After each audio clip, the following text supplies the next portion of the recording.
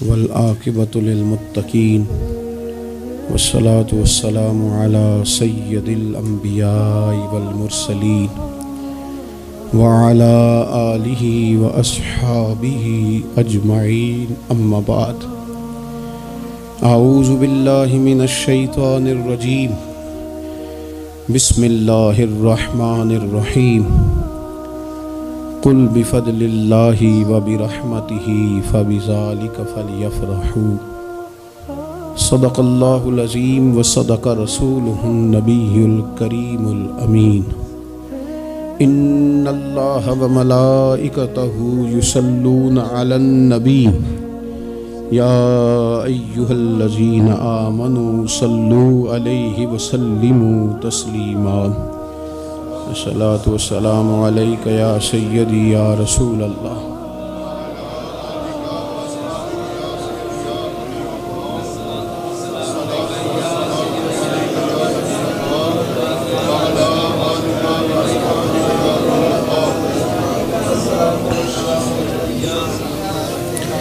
حمد و صلوات کے بعد دوستو، بزرگوں اور بھائیوں،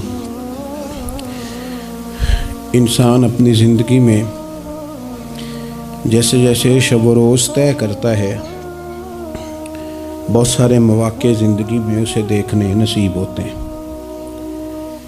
ہمارے ہاں کچھ تقریبات کی جاتی ہیں، خوشی کے موقع پر بھی اور غم کے موقع پر بھی۔ خوشی کی تقریبات بھی پہلے بڑی مختصر، جامع، پروقار اور وزادار ہوتی تھی۔ نکاح کا مطلب ہے دو گواہوں کی موجودگی میں ایجاب و قبول کرنا۔ مختصر سے لوگوں کے بیچ بیٹھ کے نکاح ہو جاتا تھا، مختصر سے لوگ ولیمے کی دعوت کے بعد دعائے خیر پر اپنے اپنے گھروں کو چلے جاتے تھے۔ ہندوستان میں مسلمانوں نے ہندوؤں کو دیکھا کہ وہ مہندی کی رسم کرتے ہیں،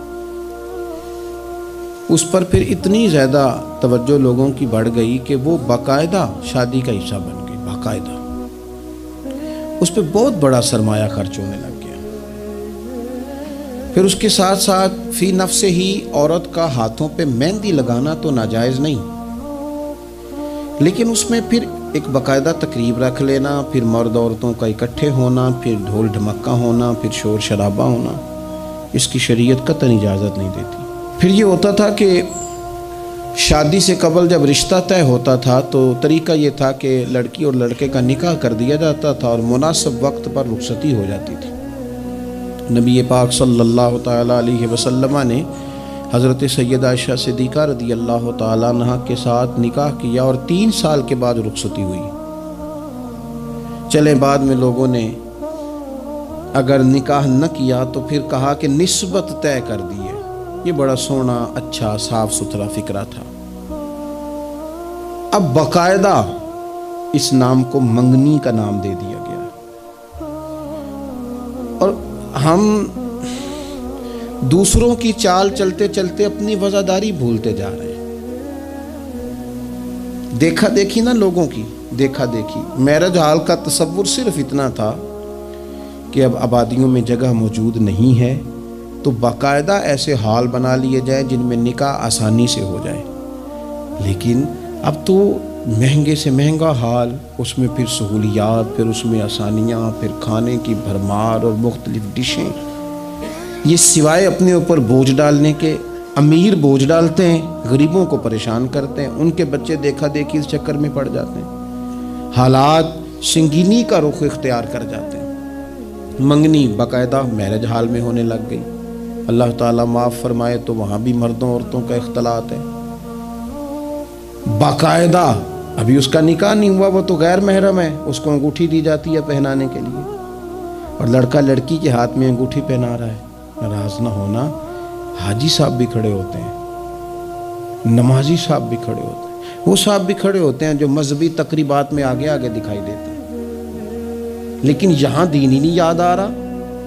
کوئی شخص کلام کرنے کو تیار ہی نہیں ہے کہ میاں یہ تو حرام ہے، حرام ہے، اشد حرام ہے۔ جب تک ان کا نکاح نہیں ہو جاتا یہ ایک دوسرے کے لیے محرم نہیں ہے، لیکن کوئی روکنے والا نہیں۔ تقریبات بڑھتی گئیں، بوجھ بڑھتا گیا، بہت بڑا سرمایہ۔ ویسے بھی مسلمان نے کوئی اس کی تو زندگی بڑی بامقصد ہے، اس نے کوئی یہاں الجھ کے تو نہیں نہ رہ جانا. پھر اور باتیں بڑی، سالگرہ ایک پورا وتیرہ اختیار کر گئی ہے، گھروں کے اندر سرائیت کر گئی ہے. سالگرہ ایک پوری تقریب بن گئی ہے، ایک پورا خرچہ لے گئی ہے. وہ کیا مسلمان اتنے اپنے آپ کو فضول سمجھنے لگے ہیں معاذ اللہ کہ وہ فارغ ہیں جس کام میں جو مرضی ایک ماحول بناؤ، اور پھر چلتے طرح طرح کی تقریبات اور طرح طرح کے، یہ فلانا جشن بہاراں آ گیا ہے تو یہ اپریل فول آ گیا ہے تو یہ بیماری نیو ایئر نائٹ کی آ گئی. میں نے رات بھی کہا تھا، جس قوم کی بچیاں کشمیر میں روز روتی ہوں وہ جشن منائے گی سڑکوں پہ نکل. جن لوگوں کے بھائی برما میں کاٹ دیے جاتے ہوں وہ جشن منائیں گے. او خدا کے بندو، لوگوں نے تو تنقید کر کے چپ کر گئے. تنقید کر کے دیکھو جی، عرب شریف والوں نے وہاں سینمے کھلوا دیے، تم تو تنقید کر کے چپ کر گئے نا. یہ وہ مقام کرب ہے، یہ وہ مقام خوف ہے. جب عرب کی دھرتی پہ عورتیں ناچیں گی تو مجھے بتاؤ نا، امام حسین کے دل پہ کیا گزرے گی؟ امام حسن کو کیا اس سے اذیت پہنچے گی؟ آپ کو پتہ ہے سیدہ پاک کو کتنی تکلیف ہوگی، مولا کائنات کو کتنی ہوگی، عثمان غنی کو، فاروق اعظم کو، صدیق اکبر کو. تمہیں پتہ ہے یہ عرب کا ملک کسی ایک شخص کی حکومت کی جگہ نہیں ہے، یہ کسی خاندان کا نہیں ہے، کسی قبیلے کا نہیں ہے، کسی سیاستدان کا نہیں ہے. یہ عرب شریف تو میرے نبی پاک کا وطن ہے. اس وطن میں جب گانے باجے ہوں گے، ڈھول ڈھمکے ہوں گے، تماشے ہوں گے، حضور کے قلب نور کو کتنی تکلیف ہوگی. اور ہم ہیں کہ مذاق بنا ہوا ہے. کہاں ہیں وہ لوگ جو روز کہتے تھے موویاں بنا کے غریب لوگوں کو پکڑ کے کہتے تھے یہ فلانی غلط حرکت کر رہا ہے، یہ فلانی. تمہارا فتویٰ غریب کے حق میں اور ہے اور امیر کے حق میں اور ہے. اب بھی تو کوئی 2 ویڈیو بنا دو نا کہ یہاں یہ ظلم ہو رہا ہے. اور جب سال گزرے تو قومیں اپنا حساب کرتی ہیں. اور میرا اور آپ کا سال وہ گزر رہا ہے جہاں قرضہ زیادہ لے لیا گیا ہے، جہاں قومیں گروی رکھی جا رہی ہیں، جہاں ہمارا ہر پیدا ہونے والا بچہ مقروض پیدا ہوتا ہے. لیکن مزاج بن گیا نا، بس مناؤ جو ملتا ہے اسے مناؤ. یہ کس نے شوق پیدا کیا ہمارے بچوں کے اندر روز شادیوں پہ جانے کا، تیار ہو کے جانے کا؟ کس نے شوق پیدا کیا؟ بڑوں نے. نہ مانے بزرگ، بڑوں نے شوق پیدا کیا. ہم نے ابلاغ اس طرح کا کیا، او کدی موقع آنا ہوتا ہے انہوں بھی نہ جائیے، ورنہ ہمارے بچوں میں شوق کبھی نہ آتا. ہم نے ابلاغ کیا ہے، ہم نے توجہ دلائی ہے.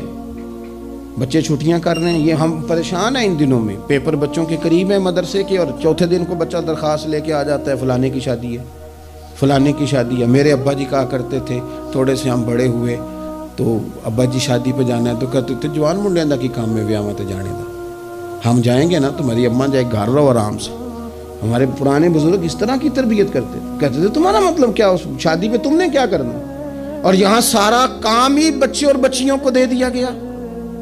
بچے اور بچیوں کو اور تیار کر کے نہیں جاتا. کسی خاص جگہ پہ کوئی مجبوری ہو جائے، قربت اتنی زیادہ ہو کہ رہا نہ جائے، تو کبھی نکاح پڑھانے کے لیے جاؤں نا تو بس میرے کانوں سے آواز ٹکراتی نہیں، لیکن میں سمجھ جاتا ہوں کہ کیا باتیں گونج رہی ہیں. اور پردہ ہی کر لو تھوڑا سا. وہ کہتے ہیں پردہ، یہ بچی کے نکاح کی مووی نہ بنی تو فلم ہی نہیں مکمل ہوگی. اس خوشی کے موقع پر بھی آپ یہ کہہ رہے ہیں کہ لو جی پردہ کرو اور دوپٹہ لو، تو اتنے پیسے دیے وہ بیوٹی پارلر والے کو، وہ کدھر جائیں گے؟ کون ہیں یہ لوگ سارے؟ میں اور آپ نہیں ہیں، ہم ہی تو ہیں یہ سارے. یہ کس پر تنقید کر کے ہم چپ کر گئے ہیں؟ ہم سارے خود ہیں، اور ہم سب ملا کے اس سوسائٹی کا حصہ بنتے جا رہے ہیں. اب تو بھائی وہ مہنگے میرج ہال کے اندر جب میرج ہال لیا جاتا ہے تو ایک سمت عورتیں، ایک سمت مرد، اور بیچ میں پردے کا بندوبست بھی نہیں کرایا جاتا، چونکہ یہ تو دکھیا نوس لوگ ہیں جو پردہ کراتے ہیں. وہ کہتے ہیں وہ لوگ اتنی تیاری کی، کپڑے دکھانے کس کو ہیں؟ تم پردہ کرا رہے ہو. خدا سے ڈرے. مسلمان ان ابس کاموں کے لیے نہیں ہے. تو اونچے مقاصد کے لیے آیا. تو دیکھنا تیری تو بڑی عظمت ہے. کنتم خیر امۃ اخرجت للناس تأمرون بالمعروف وتنہون عن المنکر. تجھے تو بھیجا تھا کہ تو دنیا میں خیر عام کرے گا، برائی کا ہاتھ تھامے گا، تو کہاں الجھ کے رہ گیا؟ اپنی تقریبات پر تھوڑی توجہ دیں۔ ایک تو یہ خوشی کی تقریبات، پھر ایک غم کی تقریبات۔ میں نے اپنے کانوں سے سنا ہے کل 10ویں کا اعلان اکٹھا کرا دیا گیا، اور یہ ٹھیک کیا جاتا ہے، ایک ہی دن میں دونوں اصال ثواب کی تقریبات ہو جائیں۔ اس کا اصل اصال ثواب ہے۔ اصال ثواب کیا ہے؟ اصال ثواب یہ ہے کہ آپ کو دعا کرنی ہے جانے والے کے لیے، کچھ قرآن مجید پڑھ کے، کچھ اذکار پڑھ کے، کچھ وظائف پڑھ کے اس کی روح کو ایصال کرنا ہے، اتنا مقصود ہے۔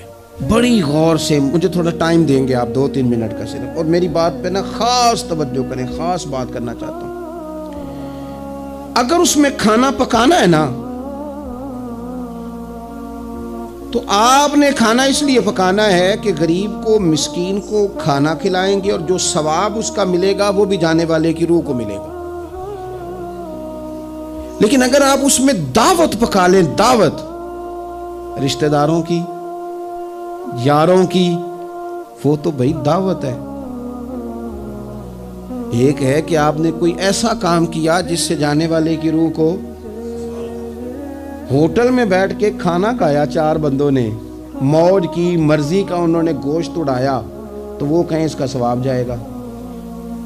یہ جو دعوت کا لفظ ہے نا، کہ دعوت کی، امیر لوگ سارے اکٹھے کیے، رشتہ دار، دوست احباب، سیاسی سب آ گئے، اب آپ نے وہ دعوت کی اور نام آپ نے ختم شریف کا دے دیا۔ آپ تھوڑی گہرائی سے سوچیں کہ یہ ختم بنتا ہے؟ ویسے ذہن قبول کرتا ہے کہ یہ ختم شریف ہے؟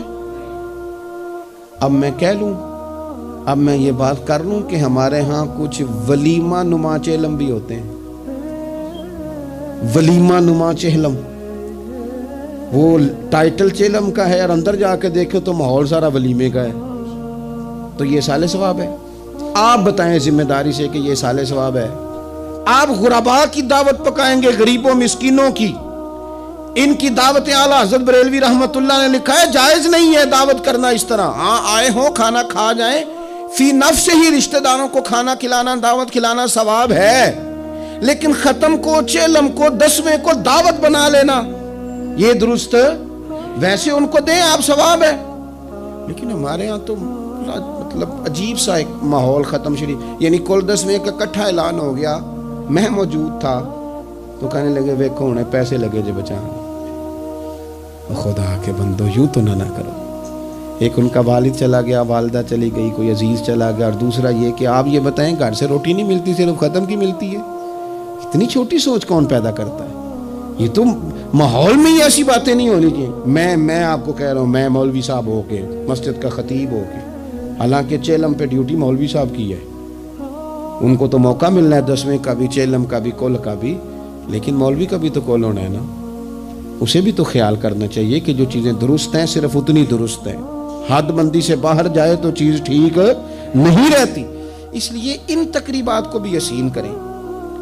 کل شریف پہ ماحول دعوت کا نہ ہو، میں آپ کو ذمہ داری سے کہتا ہوں،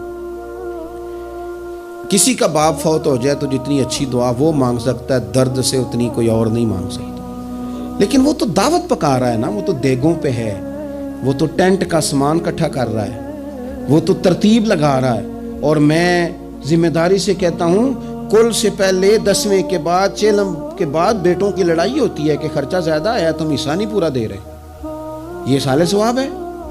تیرے ذمہ 25,000 ہے، تیرے ذمہ 30,000 ہے، یہ سال ثواب ہے؟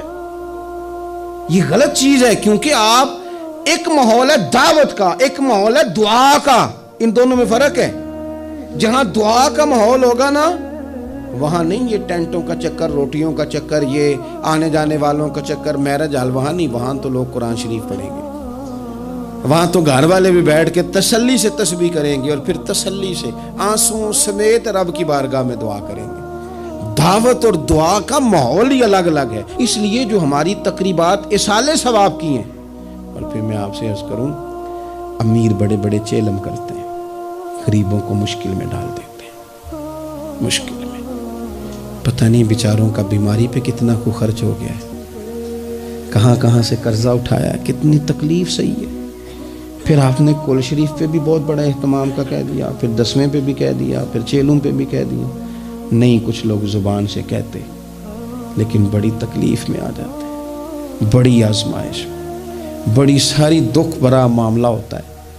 اور میں نے دیکھا ہے، چونکہ میرا شعبہ ہے، میں نے قریب جا کے دیکھا ہے، لوگ سوال جواب کر رہے ہوتے ہیں، جناب آپ کیسے کر کے کریں، کس کو دکھ بتائیں؟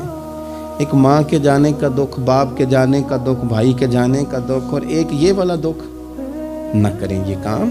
ہمارا دین جہاں ہمیں تکلیف نہیں دیتا، اپنے آپ کو تکلیف میں نہ ڈالیں۔ اصالِ ثواب ضرور کریں، فی نفس ہی اس کا بہت اجر و ثواب ہے، لیکن مشقت والا کام میں درد سے کہ غریبوں کا بھلا کر دو، اور ان کو جا کے مشورہ دو کہ یار مہربانی کرو، ایک ہی ختم کافی ہے۔ بڑا ختم کول والے دن ہو گیا، اب جائیں لوگ اپنے گھروں کو۔ چیلم والے دن بس ٹھیک ہے، میں تو آپ کو مشورہ دوں گا کہ آپ کسی مسجد میں گھر سے سارے لوگ چلے جائیں، مسجد کے نمازی بیٹھے ہیں، وہاں جا کے آپ کہیں جناب قاری صاحب یہ تھوڑا ختم شریف پڑھ دیں۔ آپ کو بہت بڑا اعلان کرانے کی بھی ضرورت نہیں، آپ ختم شریف پڑھ دیں۔ دیکھو نا میرے نبی پاک صلی اللہ علیہ وسلم، اللہ کرے حضور کی ادائیں نور بن کے ہمارے دلوں میں اتر جائے اور وہ نہ اندر رہ جائیں ہمارے۔ یہ دیکھو اصالِ ثواب۔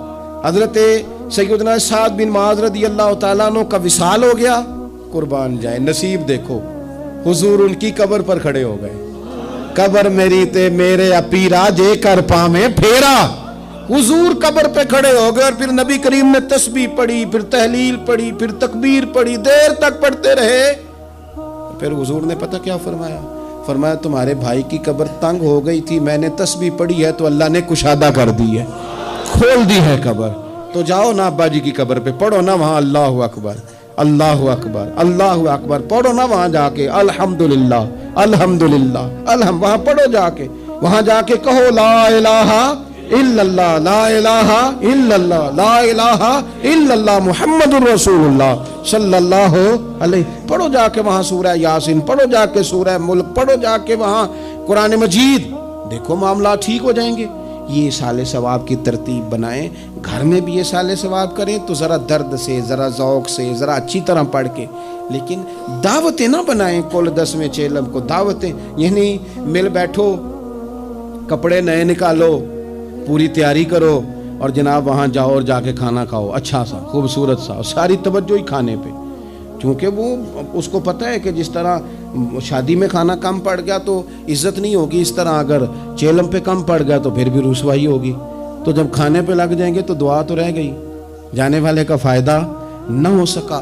دو ایک باتیں مزید اسی عنوان پر، اللہ تعالیٰ نے قرآن مجید میں یہ فرمایا کہ قل بفضل اللہ وبرحمتہ فبذلک فلیفرحوا، اے محبوب علیہ السلام آپ اپنے غلاموں سے فرما دیں کہ جب اللہ کا فضل اور اس کی رحمت ملے تو پھر خوشی منایا کریں، اظہار مسرت کریں۔ امام فخر الدین رازی رحمۃ اللہ علیہ نے یہاں ایک بات لکھی ہے جو بڑی خوبصورت ہے اور بڑی سمجھنے والی ہے۔ امام رازی رحمۃ اللہ علیہ فرماتے ہیں کہ یہ خوشی اس لیے نہیں منانی کہ انعام ملا ہے، خوشی اس لیے منانی ہے کہ رب کی طرف سے ملا ہے، خوشی اس لیے منانی ہے کہ محبوب نے دیا ہے، تو جب محبوب دے نا، وہ چند دن پہلے بڑا لطف آیا، بس ایک بات ہے بھولتی نہیں، سے ثبوت نہ منگو میتھوں نظر کرم کا دھوئی، اے میں جانا یا دل پر جانے غیر نہ جانے کوئی۔ یہ اس لیے خوشی منانی ہے کہ نظر کرم ہوئی ہے، اللہ نے نوازا ہے، تو اب جب اس لیے خوشی منانی ہے کہ اللہ نے دیا ہے تو پھر خوشی بھی وہی منانی ہے جس سے اللہ راضی ہو، اسی انداز میں رہنا ہے جس میں رب رسول راضی ہوں۔ تقریبات میں دو تین چیزوں کا خاص خیال، ایک تو خرچ حد سے زیادہ نہیں ہونا چاہیے، اعتدال کے ساتھ خرچ کریں، فضول خرچی سے بچیں۔ ہماری شادیوں میں اتنا زیادہ خرچ ہوتا ہے، اتنا زیادہ خرچ ہوتا ہے، اور یہ چونکہ ہماری طبیعت ہے نا، ہم کسی نہ کسی بات میں اپنے آپ کو خود بخود ایموشنل کر لیتے ہیں۔ میرا پہلا منڈا ہے تو میں زور لانا ہے، سارے چاہ کرنے، پھر میرا آخری ہے تو ہن بھی میں سارے چاہ، او دیکھو جی آخری شادی ہے، او یہ آخری نہیں ہے میرے بھائی، کس نے آپ کو کہا؟ دعا کریں نا اللہ بیٹے کو بھی بیٹے دے، اللہ بیٹے کو بھی بیٹیاں دے، تو ان کی بھی شادیاں ہوں، تو آخری تو نہ ہوئی۔ کیوں مطلب بلا وجہ اپنے آپ کو خود بخود ایموشنل کر کے، اور یہ اتنی کبھی طبیعت ہے بعض لوگوں کی کہ وہ کہتے ہیں وہ دکھانا ہے آج. آپ شادی کی تقریبات کو فضول خرچیوں سے بچائیں. قرآن مجید نے کیا کہا کلو وشربو ولا تسرفو، کھاؤ بھی پیو بھی، فضول خرچی نہ کرو، اعتدال میں رہ کے کرو سارا کام، لیکن میانہ روی میں، اعتدال میں. ایک قرضہ وہ ہے جو انسان مجبور ہو کے لیتا ہے. کوئی مجبوری آ گئی، کوئی تنگ دستی آ گئی، کوئی نقصان ہو گیا، ایسے مقروض کے ساتھ تو نبی پاک صلی اللہ تعالی علیہ وسلم نے اظہار ہمدردی فرمایا ہے. ایسے مقروض کو مہلت دینے کا کہا ہے جو مجبور ہو کے قرض لیتا ہے. حضور صلی اللہ علیہ وسلم نے فرمایا اگر تم نے کسی شخص سے قرض لینا ہے اور وہ تنگ دست ہے تو تم اسے مہلت دو. تم جتنے دنوں کی اسے مہلت دو گے اور جتنے پیسے تم نے لینے ہوں گے اتنے ہی پیسے روز اللہ تمہیں صدقہ کرنے کا ثواب عطا فرمائے گا. اظہار ہمدردی کیا. اور کریم ہے محبوب، لاجپال ہے محبوب، عطائیں کرنے والے ہیں محبوب. کون دیتا ہے دینے کو منہ چاہیے، دینے والا ہے سچا ہمارا نبی. اور مانگیں گے مانگے جائیں گے، منہ مانگی پائیں گے. سرکار میں نہ لا ہے نہ حاجت اگر کی ہے. حضور فرماتے ہیں ابن ماجہ میں محبوب کریم علیہ السلام کا فرمان موجود ہے. محبوب فرماتے ہیں میں مومنوں کی جانوں سے بھی زیادہ قریب ہوں. اگر میرا کوئی مسلمان مومن میرا امتی فوت ہو جائے اور اس کے ذمہ قرض ہو تو مجھ سے آ کے لے لینا، میں اپنے امتی کا قرض ادا کر دوں گا. اور حضور سید عالم صلی اللہ تعالی علیہ وسلم، میں پھر کہہ رہا ہوں اس میں کئی روایات آپ کے سامنے رکھ سکتا ہوں. حضرت ابو امامہ رضی اللہ تعالیٰ عنہ انصاری صحابی ہیں، فرماتے ہیں میں بڑا پریشان تھا اور مسجد میں بیٹھا تھا. قرض بہت بڑی اذیت ہے. مقروض قیدی ہے، صحت ہونے کے باوجود بیمار ہے، گھر ہونے کے باوجود بے گھر ہے، ساری آسانیاں ہونے کے باوجود تکلیف میں ہے چونکہ مقروض ہے. ہر وقت کی اذیت ہے، ہر وقت کی ٹینشن ہے. حضرت ابو امامہ رضی اللہ عنہ فرماتے ہیں میں مسجد میں بیٹھا تھا، قربان جائیں نبی کریم علیہ السلام تشریف لائے اور محبوب کے میٹھے اور مد بھرے جملے، کک سواد نہیں مشری اندر اسی کھنڈاں وی چک ڈٹھیاں، انہاں ساریاں شیواں نالوں گلاں سجن دیاں مٹھیاں.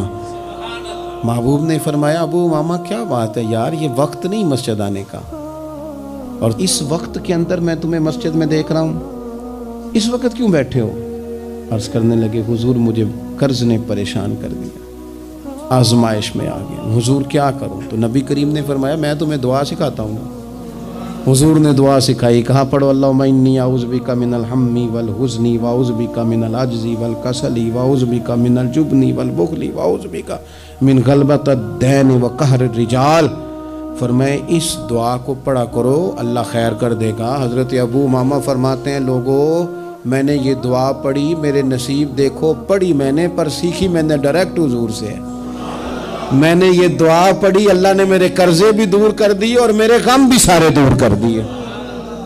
ہمارے تو وظیفے میں اعلیٰ حضرت نے اس دعا کو شامل کر دیا. فرمایا اسے پڑھو، صبح بھی پڑھو شام بھی پڑھو، غم بھی دور ہوں گے قرضے بھی دور ہوں گے.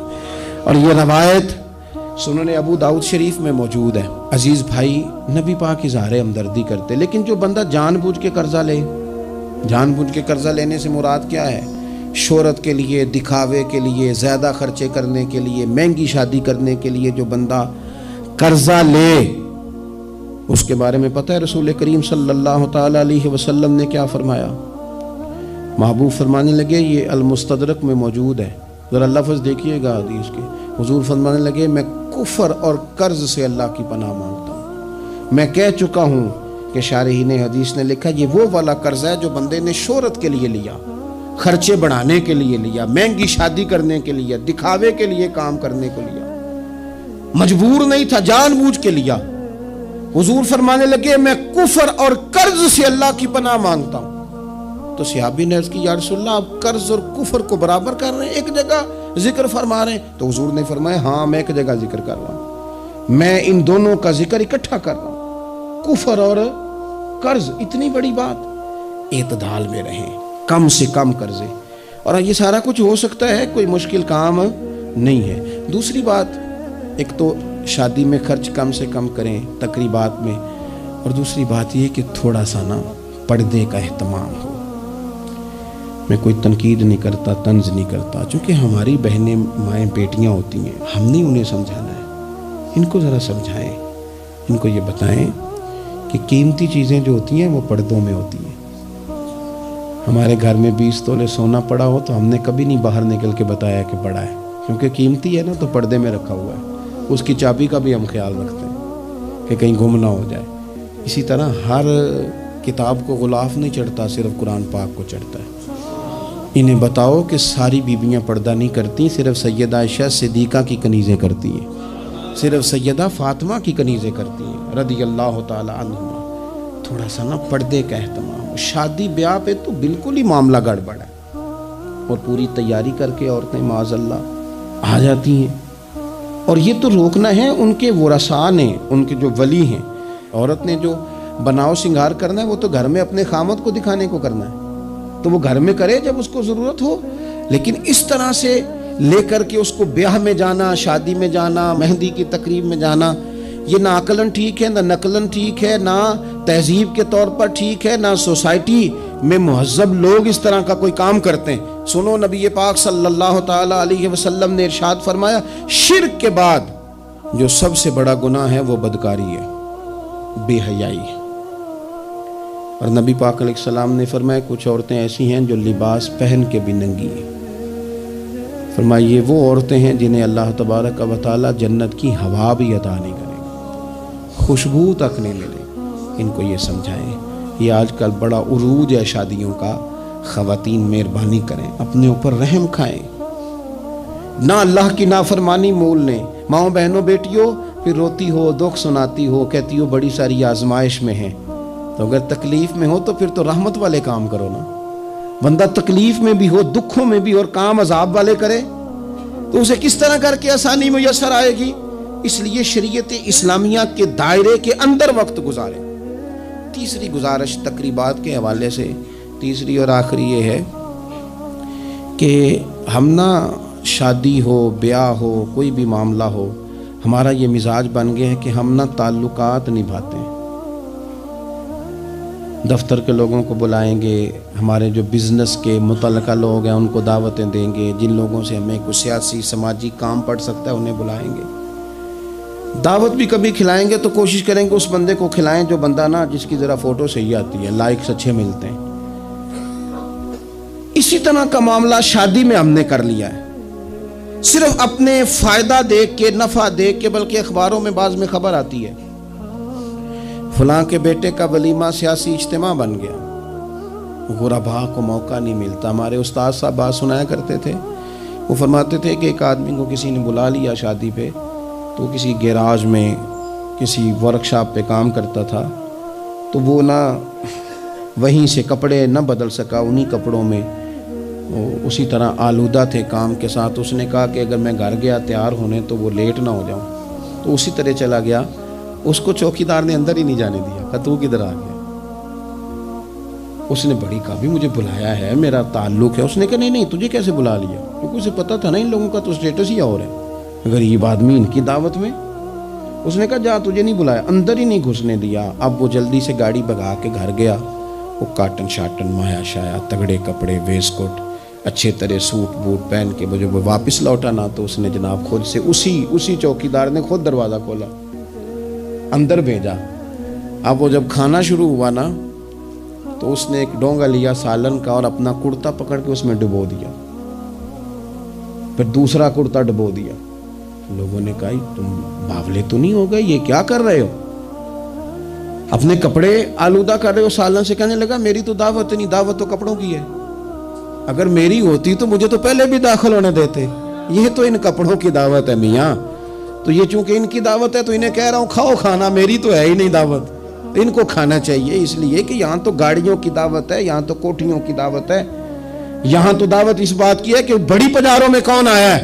رسول کریم صلی اللہ تعالی علیہ وسلم نے فرمایا ولیمے کے کھانوں میں بدترین کھانا، یہ صحیح بخاری ہے، فرمایا ولیمے کے کھانوں میں سے بدترین کھانا وہ ہے اس میں امیروں کو تو بلایا جائے پر غریبوں کو نہ بلایا جائے، وہ بدترین دعوت ہے۔ اس لیے بعض صوفیہ تو یہ فرماتے ہیں کہ کوشش کر کے نا بعض غریبوں کو منت کر کے لے آؤ اپنے ولیمے کی، اپنی تقریبات کی دعوتوں میں، تاکہ تمہارا کھانا اچھا کھانا تو بن جائے نا، تمہارا کھانا بہترین کھانا تو بن جائے نا، تمہارا کھانا اعزاز والا تو ہو جائے، کچھ تو غرباء کو دعوت دے لو۔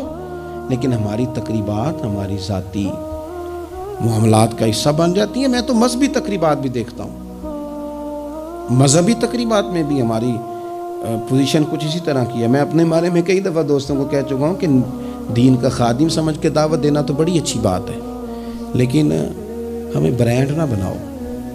ہمیں بعض جگہ بڑی اچھی طرح سمجھ آ جاتی ہے کہ بعض آدمی کا بات کرنے کا سٹائل کیا ہے، اور جو آدمی روز اتنی لمبی چوڑی تقریر کرتا ہے، اس کو جب آگے کوئی شخص بات سنانے کی کوشش کرتا ہے تو پتہ چلو اکثر چل جاتا ہے کہ کہاں سے بات کر رہا ہے۔ چلیں، جواب نہ دینا کئی دفعہ اخلاقی طور پر درست نہیں ہوتا۔